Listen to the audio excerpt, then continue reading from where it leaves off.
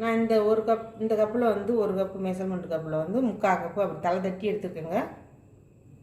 கருப்பு உளுந்து உடச்ச உளுந்து எடுத்துருக்கேன். அதுக்கு வந்து பச்சரிசி வந்து 2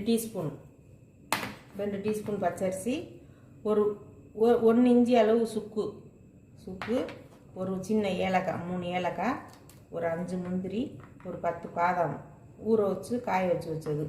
வாங்க இதை வறுத்து எடுத்துகிட்டு பவுடர் பண்ணணும். வாங்க பார்க்கலாம். ரெண்டு டீஸ்பூன் அரிசி வந்து பச்சரிசி வந்து நல்லா பொரிச்சு எடுத்துக்கலாங்க. கருவை விடாமல் அப்படியே நல்லா பொரிய அரிசி மாதிரி பொரிச்சு எடுத்துடலாம்.